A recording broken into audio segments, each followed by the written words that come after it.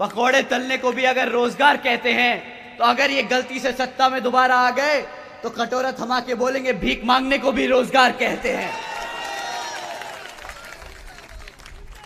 तो अगर आपको भिखारी नहीं बनना, अगर आपको पढ़ा लिखा एक इज्जतदार नौकरी करनी है, तो साथियों समय आ गया है। ये जो कमल का फूल खिला है, आप सब जानते हैं कमल का फूल कहां खिलता है? साथियों ये इसलिए तरक्की कर रहा है क्योंकि इसने भारत को कीचड़ बना रखा है। समय आ गया है, इस कमल के फूल को उखाड़कर जलाकर फेंक दीजिए और अपने भारत को दोबारा से एक तरक्की की और प्रगति की ओर ले चलिए। साथियों अगर 2014 में जो इन्होंने वादा किया था कि 2 करोड़ नौकरियां देंगे, तो आज ये शायद हमें दिन नहीं देखना पड़ता। आप जानते हैं साथियों कि ये 80 करोड़ जनता को जो मुफ्त में राशन देते हैं, इसकी कीमत आप लोग क्या चुकाते हैं? आप जानते हैं आपको क्या कीमत चुकानी पड़ती है? आपको ये महीने का कितने का राशन देते होंगे साथियों, बताइए? 200 रुपया, 200-300 रुपया, 100 रुपए? अरे भाई ईमानदारों की सरकार है, ऐसे कैसे बोल सकते हो कि 100 रुपए? 1000 रुपए का राशन देते हैं तुम्हें, 1000 रुपए का। बहुत ईमानदार, बहुत ही ज्यादा ईमानदार हैं, ठीक है? तो 1000 रुपए के हिसाब से भी गुणा लगा लेते हैं, गणित लगा लेते हैं, ठीक है? तुम्हें साल का 12,000 रुपए से राशन तो ज्यादा से ज्यादा का नहीं देते होंगे। 12,000 से ज्यादा रुपए का राशन तो नहीं मिलता होगा ना? अगर क्लास 4 की नौकरी लगी होती तो कितना कमाते महीने का? 25,000 20,000 रुपया। साल का कितना हुआ? 2 से 2.5 लाख रुपया कम से कम कमाते तुम। 12,000 का राशन देके तुम्हें 2.5 लाख का चूना लगाते हैं ये लोग। भाई अब बताइए, ये लोग कहते हैं इसको गुजरात मॉडल।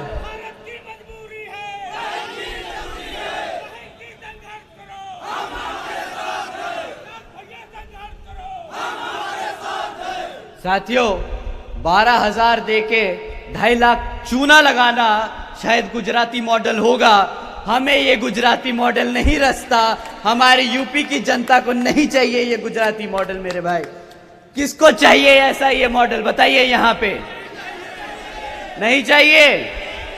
2.5 लाख की नौकरी चाहिए ना, तो हाथी पे बटन दबाओ, हाँ करना बंद करो, हाथी पे बटन दबाओ और बहन जी को प्रधानमंत्री बनाने का काम करो साथियों।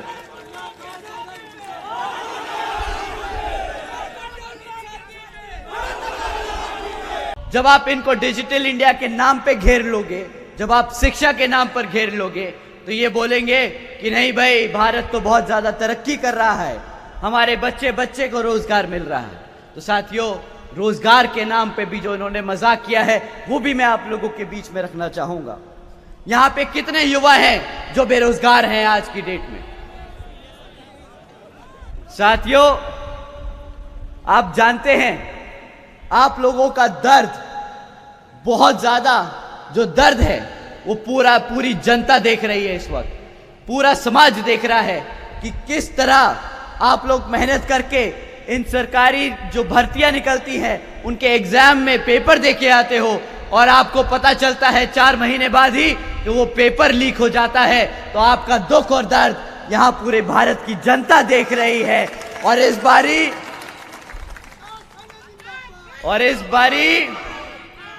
बारी हमारे युवा साथी इनको बख्शेंगे कि नहीं, बताइए?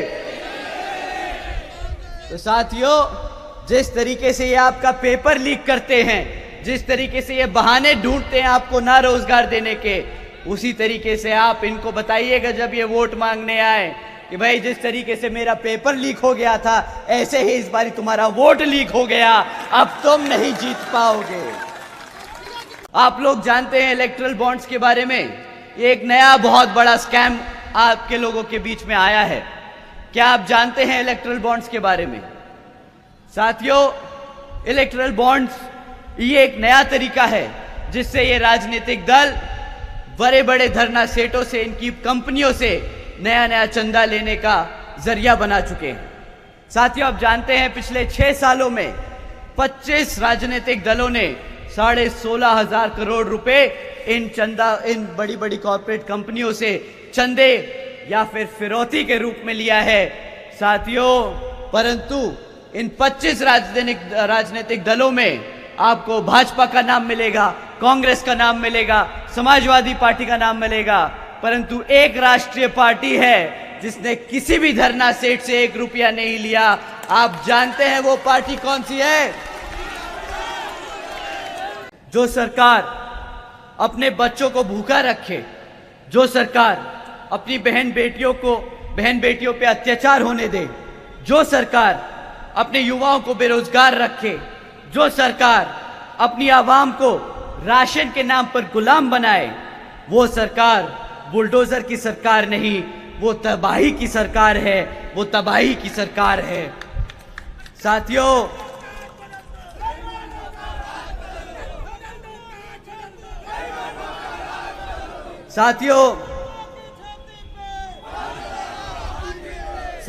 जिस तरीके से बीजेपी की सरकार चल रही है ना, वो दिन दूर नहीं जब पूरा देश नहीं पूरी दुनिया इनकी तुलना तालिबान की सरकार से करने लगेगी, तालिबान की सरकार से करने लगेगी।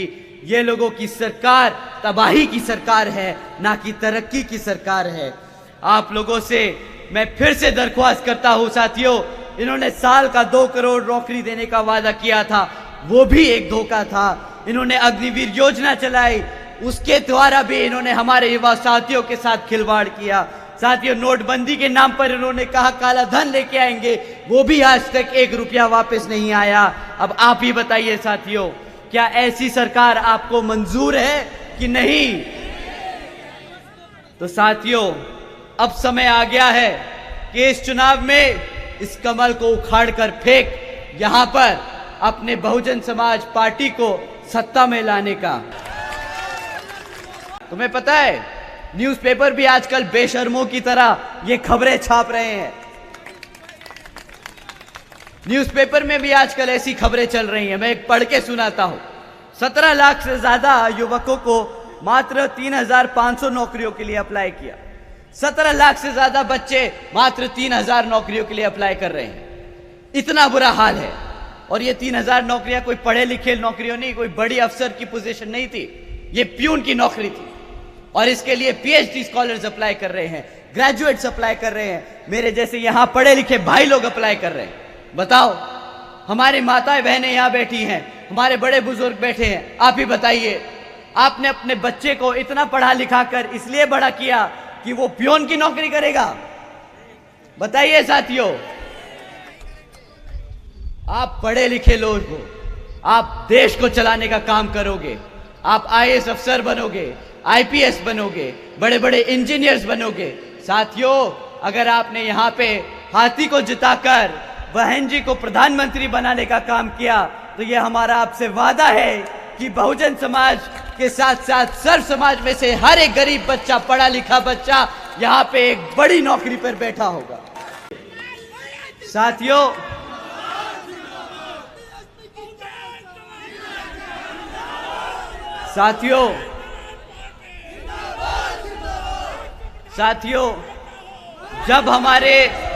जब हमारे युवाओं को रोजगार नहीं दे पाए ये कमल के फूल वाले, जब हमारे बच्चों को शिक्षा नहीं दे पाए, तो ये आप लोगों का ध्यान भटकाने के लिए क्या कहते हैं कि भाई हम आपको मुफ्त में राशन दे देंगे। अब बताइए, इतनी पढ़ाई लिखाई कर कर, इतनी मेहनत कर कर भिखारी बनाने के लिए ये सत्ता में बैठे थे हमें।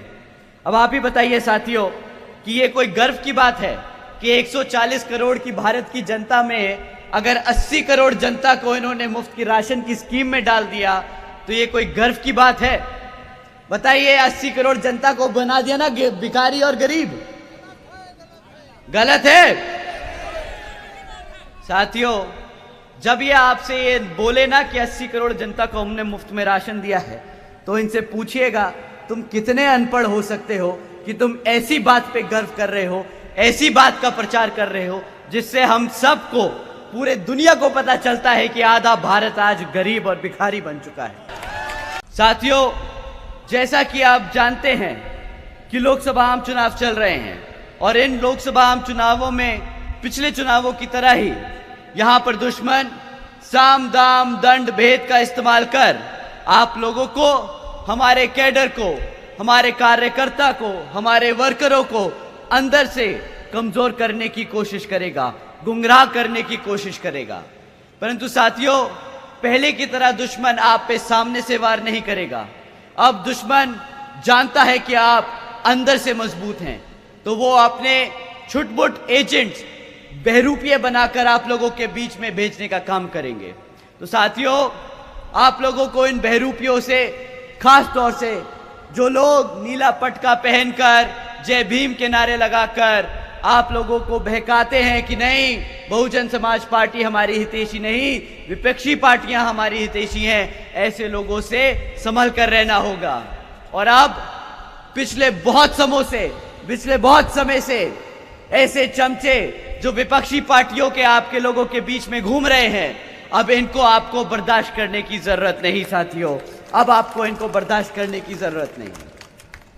साथियों, अगर कोई ऐसा बहरूपिया छुटभई आदमी जो आपको बहुजन समाज पार्टी से भटकाने की कोशिश करे, अब सारे युवा साथियों से मैं दरखास्त करता हूं कि ऐसे बहरूपियों को बीच में समाज में लाकर चप्पल मार मार कर इनको वापस भगवा देना यहां से।